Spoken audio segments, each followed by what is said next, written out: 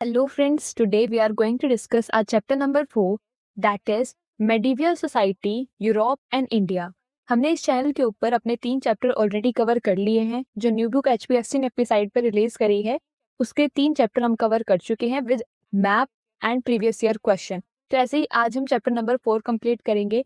इस चैप्टर का मैप आपको नहीं करना है, इस चैप्टर में आपने सिर्फ चैप्टर को पढ़ना है और उसके PYQ सॉल्व करने हैं। तो इसके अंदर मेजरली टॉपिक्स हम पढ़ेंगे, यूरोपियन सोसाइटी के बारे में पढ़ेंगे, मेडिवियल पीरियड के अंदर यूरोपियन सोसाइटी कैसी थी, कंटेम्प्रेरी इंडियन सोसाइटी कैसी थी और पीजेंट्स वर्कर कैसे थे। तो हम स्टार्ट करते हैं यूरोपियन सोसाइटी से। तो देखो यहाँ पे 3 क्लासेस में डिवाइडेड थी यूरोपियन सोसाइटी। फर्स्ट है clergy, second feudal class and third is common people. ये मोस्ट इंपॉर्टेंट स्लाइड है बिकॉज इसमें से PYQ भी आया हुआ है कि यूरोपियन सोसाइटी कितनी क्लासेस के अंदर डिवाइड थी और आप उसको एक्सप्लेन करना था। तो देखो जो यूरोपियन सोसाइटी थी वो भगवान की इच्छा से ही डिवाइडेड थी। अगर मान लो कोई फ्यूडल क्लास में किसी का जन्म होता है तो फिर वो बाद में क्लर्जी क्लास में नहीं जा सकता था। जिसको जो क्लास मिली है उसी से ही उसको सेटिस्फाई रहना पड़ता था। अब हम समझते हैं क्लर्जी क्लास कौन सी होती थी। ये हाईएस्ट मानी जाती थी और ये जो बड़े बड़े प्रॉपर्टी के लैंड ओनर होते थे और उन्हीं से ही अपने लिए इनकम कमाते थे। और इनका मेन काम क्या होता था कि गॉड को सर्विस प्रोवाइड करवाना इन चर्च। चर्च क्या होता है? एक वर्कशिप प्लेस होता है क्रिश्चियंस का, जहाँ पे क्रिश्चियंस वर्कशिप करते हैं उसे चर्च बोलते हैं। और क्लर्जी का काम था कि वहां पे चर्च के अंदर जो गॉड है उनको सर्विस प्रोवाइड करवाना। वहां पे कैथेड्रल बेल्स भी होती थी जो लोगों को प्रेयर करने के टाइम पे बुलाई जाती थी। बेल के थ्रू लोग आ जाते थे प्रेयर करने के लिए। और ये भी इन्फॉर्म करने का काम करती थी कि डेंजर के, अगर मान लो कोई स्टॉर्म आने वाला है, कोई सुनामी आने वाली है, कोई तूफान आने वाला है या फिर भूत प्रेत आत्माओं से बचाने के लिए भी कैथेड्रल बेल का यूज किया जाता था। दूसरी कैटेगरी होती थी जूनियर क्लर्जी। जूनियर क्लर्जी माना जाता है कि जो पीजेंट होते थे, जो वर्कर होते थे, उनके बेटे जूनियर क्लर्जी में जा सकते थे। तो ये क्या होते थे? ये जैसे कि विलेजेस होंगे ना, विलेजेस के अंदर भी छोटे छोटे चर्च होते थे, तो उन छोटे चर्च के कस्टोडियन होते थे, यानी कि उसको संभालने का काम कौन करते थे? Junior clergy. और इनके पास ये ज्यादा पढ़े लिखे नहीं होते थे, ये ना ही लिखना जानते थे ना ही बोलना जानते थे लैटिन लैंग्वेज को। तो इसके कारण जो प्रेयर होती थी वो अपनी लोकल लैंग्वेज में ही परफॉर्म करते थे। नेक्स्ट क्लास है हमारी फ्यूडल क्लास। इसका मेन काम था कि जस्टिस प्रोवाइड करवाना कोर्ट के अंदर और लोगों को प्रोटेक्ट करना। ये मेन रूलिंग क्लास होती थी और यही सबसे ज्यादा धनवान क्लास मानी जाती थी एज कम्पेयर टू क्लर्जी। ये बड़ी बड़ी प्रॉपर्टी के मालिक होते थे जिन्हें लॉर्ड बोला जाता था। और बचपन से ही इनके अंदर ये प्रॉपर्टी डेवलप की जाती थी। फिजिकल एबिलिटी की या क्विक जजमेंट की, ऑर्डर्स देने की एबिलिटी को इन्हें बचपन से ही डेवलप कर दिया जाता था। इनके पास मिलिट्री कॉन्टीजेंट भी होते थे जो प्रोटेक्ट करते थे लॉर्ड को लड़ाई में से। अगर मान लो कोई 2 फ्यूडल लॉर्ड की लड़ाई हो रही है तो ये मिलिट्री कॉन्टीजेंट आते थे और अपने लॉर्ड को प्रोटेक्ट करते थे। ये जो स्मॉल फ्यूडल लॉर्ड्स होंगे उनके स्टेट्स को मैनर्स बोला जाता था। और मैनर्स के अंदर क्या होता था? एक फोर्ट होता था और 100 एकड़ की जमीन होती थी। यानी कि जो स्मॉल फ्यूडल लॉर्ड होते थे उनके पास 100 एकड़ की जमीन है, तो मान लो कि बड़े वाले फ्यूडल लॉर्ड्स के पास कितनी जमीन होगी। अब हम पढ़ते हैं कॉमन पीपल।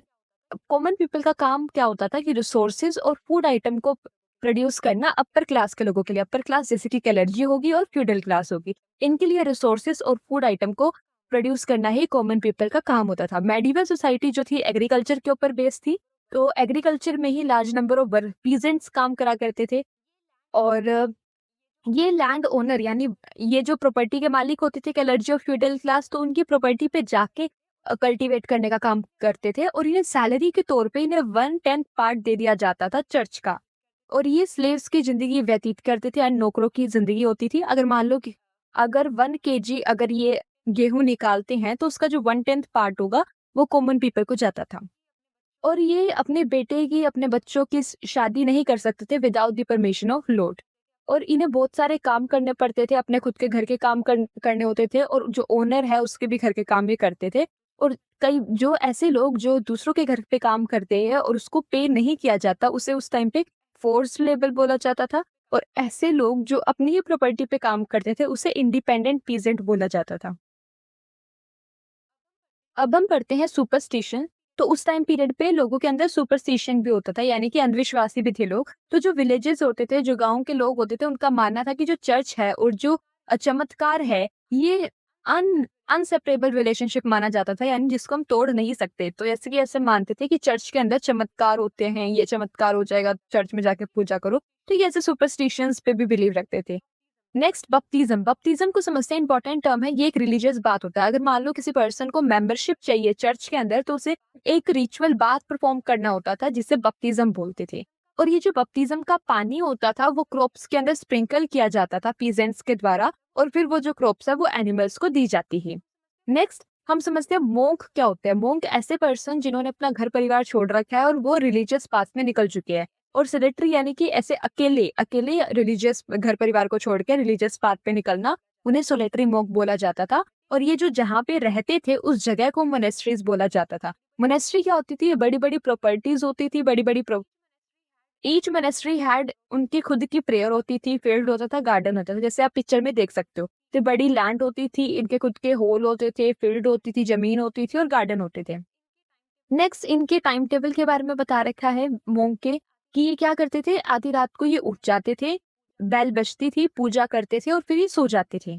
और फिर ये सुबह उठते थे मॉर्निंग के अंदर, फिर ये दोबारा पूजा करते थे और आफ्टरनून तक पढ़ाई करते थे, रेस्ट भी करते थे, बाइबल भी पढ़ते थे, गार्डन के अंदर काम करते थे, फिशिंग का भी काम करते थे, लेदर को सुखाते थे, आइडल बनाते थे।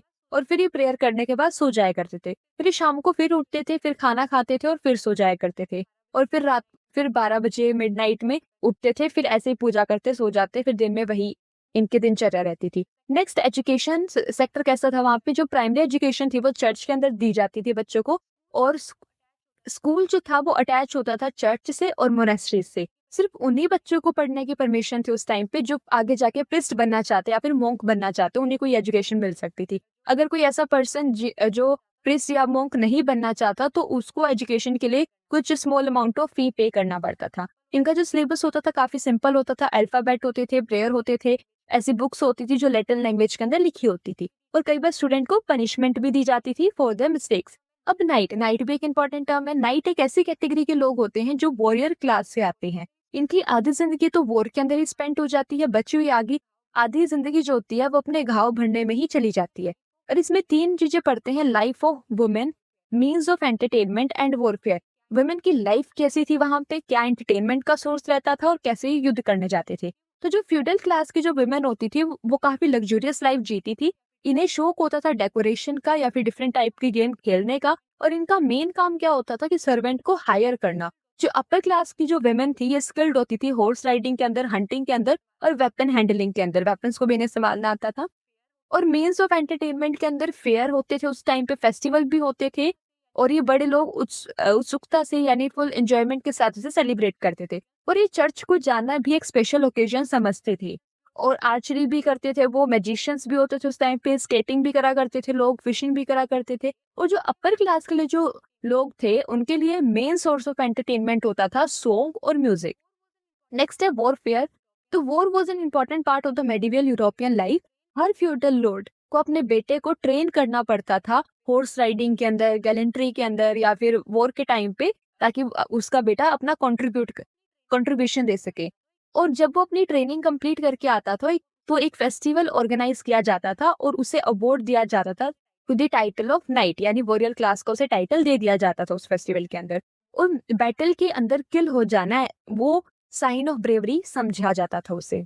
नेक्स्ट उस टाइम पे देखो हमने यूरोपियन सोसाइटी पढ़ लिया। अब उस टाइम पे इंडियन सोसाइटी कैसी थी? तो इंडियन सोसाइटी रूलिंग क्लास में डिवाइडेड थी, रिलीजियस क्लास में डिवाइडेड थी, पीजेंट क्लास में डिवाइडेड थी एंड ट्रेड एंड शॉपकीपर। तो जो रूलिंग क्लास होती थी उनके पास ही सेंट्रल अथॉरिटी होती थी, वही ऑफिशियल काम संभालते थे। रूलर्स ही पावर को डिवाइड करते थे और इनकी सबसे ज्यादा सैलरी होती थी रूलिंग क्लास की। और ये बड़ी बड़ी प्रॉपर्टी के मालिक होते थे, इनका काम था टैक्सेस कलेक्ट करना या फिर रेंट पे करना।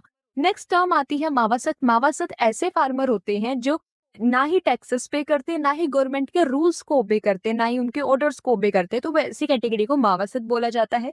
रूलिंग क्लास के अंदर एडमिनिस्ट्रेटिव ऑफिशियल्स आ जाएंगे, जमींदार आ जाएंगे वेरियस स्टेट के, उसे रूलिंग क्लास कंसिडर किया जाएगा। तो जमींदार होते थे, उनके पास ऑफिशियल अथॉरिटी होती थी। मान लो कोई एक एरिया के अंदर जितने भी लोग रहते हैं उनके एरिया की जो अथॉरिटी होती थी वो जमींदार के पास होती थी। नेक्स्ट है, तो देखो रिलीजियस क्लास को समझने से पहले हम समझते हैं इससे कि हिंदू होते हैं। हिंदू हिंदू के अंदर क्या होते हैं? ब्राह्मण होते हैं और क्या होते हैं? मंदिर होते हैं।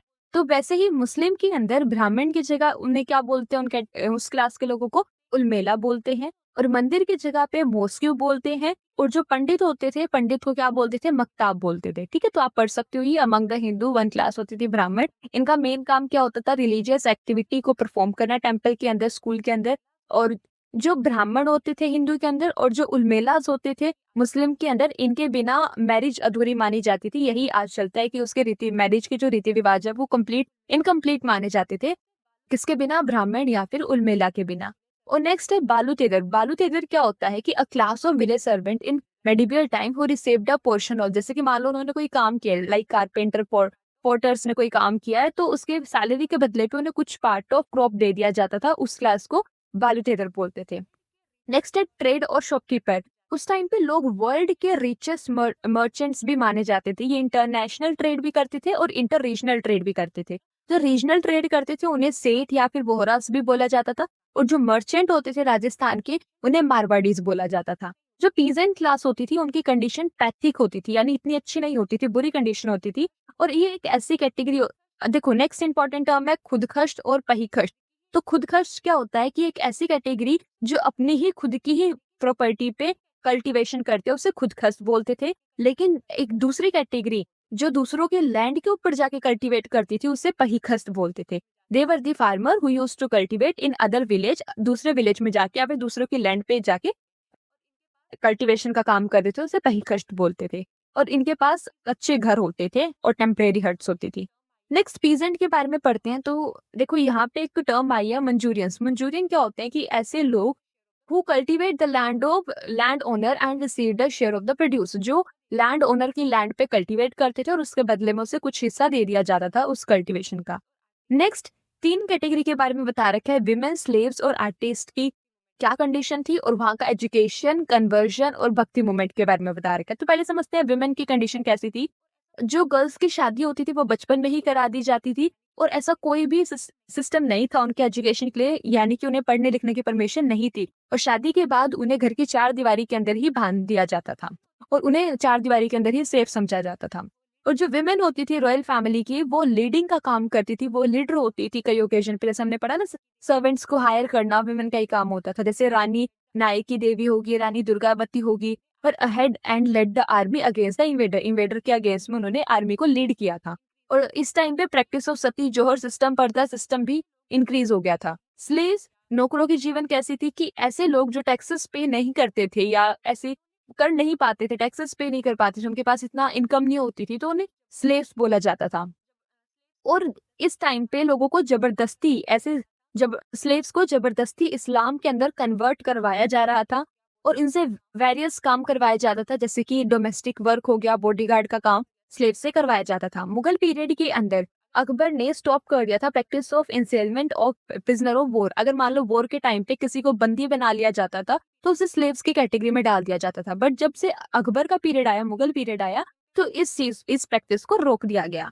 आर्टिस्ट कैसे थे उस टाइम पे, बड़ी बड़ी बिल्डिंग्स कंस्ट्रक्ट हो रही थी, तो building construction was the major work of the artisans in villages and towns were engaged in the work of manufacturing goods. और स्किल्ड क्राफ्टमैन भी होते थे जो पेपर मेकिंग इंडस्ट्री में काम करते थे। विमेन और चिल्ड्रन क्या करती थी, फाइबर को सेपरेट करती थी कॉटन में से, और मैन क्या करते थे, वीव करते थे क्लॉथ को। नेक्स्ट हम पढ़ते हैं एजुकेशन, लिटरेचर एंड रिक्रिएशन। तो एक इन्वेडर थे भक्तियार खिलजी, इन्होंने नालंदा यूनिवर्सिटी में आग लगा दी थी, जिसके कारण वहां पे जो एजुकेशन सेक्टर था वो वीक पड़ गया था। और जो प्राइमरी एजुकेशन थी वो गुरुकुल सिस्टम के ऊपर बेस्ड थी। और यहाँ पे grand two temples were stop and many temples were demolish. Invaders ने बड़े सारे टेम्पल्स को डिमोलिश कर दिया था, जिसके कारण इंडियन नॉलेज जो थी साइंस को लेके, एजुकेशन को लेके, वो काफी सफर करी थी। और उनका जो मेन साधन था एंटरटेनमेंट का, वो म्यूजिक, डांस, हंटिंग, रेसलिंग और एनिमल फाइट माना जाता था।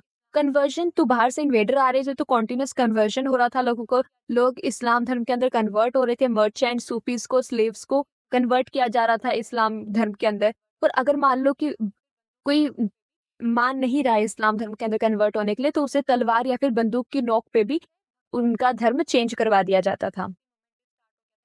नेक्स्ट है भक्ति मूवमेंट। फिर बाद में मिडल एज के अंदर भक्ति मूवमेंट भी स्टार्ट हो गया था इंडियन सोसाइटी के अंदर, लोगों को फ्री करने के लिए, रिचुअल से, सुपरस्टिशियस को खत्म करने के लिए, या फिर जो भी डिस्क्रिमिनेशन हो रहा है तो उसको खत्म करने के लिए भक्ति मूवमेंट भी स्टार्ट हुआ था। आगे हम पढ़ेंगे। मेजर आपको बता रखे हैं Ramanand, Guru Nanak Dev ji, Chaitanya Mahaprabhu created a sense of harmony in the society through their preaching. उनके जो वचन होते थे उनसे लोग काफी मोटिवेट हुए। अब हम करते हैं पीवाईक्यू 2000 हरियाणा बोर्ड का जो पीवाईक्यू है 2023, 24, 25 और उसका सैम्पल। क्वेश्चन 1 हम पढ़ते हैं, which one of the following religious ritual is associated with Christianity. इसमें से कौन सी ऐसी रिलीजियस रिचुअल मानी जाती है क्रिश्चियनिटी के अंदर। तो देखो हमने इन सभी ऑप्शन के बाद देखे तो हम सिर्फ एक ही टॉपिक पढ़ा है, दैट इज बपतिज्म। बपतिज्म क्या होता है? एक रिलीजियस बात, अगर किसी को मेंबरशिप चाहिए चर्च की तो उसे बपतिज्म एक रिलीजियस बात परफॉर्म करना पड़ता था। ये जो नेक्स्ट सैंपल पेपर के अंदर आपकी केस स्टडी आई है, इसको हम नेक्स्ट चैप्टर के अंदर करेंगे कवर, क्योंकि ये इस चैप्टर से भी रिलेटेड है थोड़ा थोड़ा, पर नेक्स्ट चैप्टर से ज्यादा रिलेट करेगी। Next, what were the 3 main classes in the medieval society. Medieval society के अंदर 3 मेन क्लास कौन सी थी? तो देखो ये हमने पढ़ी थी ना, कैलर्जी वाली, फीडल क्लास वाली, कॉमन पीपल वाली। तो मैंने कहा था काफी इंपॉर्टेंट है, तो आप इसी को ही आप लिख सकते हो। आगे मूव करते हैं नेक्स्ट स्लाइड पे। नेक्स्ट है HBSC का 2025 का PYQ है, how and into which many classes medieval European society divided थी। देखो यही सेम क्वेश्चन रिपीट हुआ है, कौन सी क्लासेस थी? तो देखो वही आपने 3 क्लासेस लिखना और उसके बारे में 2-2 या 1-2 लाइन आप लिख सकते हो। नेक्स्ट, लास्ट ईयर 2025 के अंदर क्या क्वेश्चन आया था, व्हाट इज चर्च, चर्च क्या होता है और चर्च के हेड कौन होते हैं। तो देखो ये नेक्स्ट चैप्टर में हम कवर करेंगे। तो देखो इतना तो पढ़ ही लिया है हमने कि चर्च क्या होता है। चर्च एक वर्शिप प्लेस होता है क्रिश्चियन लोगों का, और जो हेड होता है क्रिश्चियनिटी का उसे पोप बोला जाता है। नेक्स्ट चैप्टर में हम कवर करेंगे। Till then, thank you for watching my video.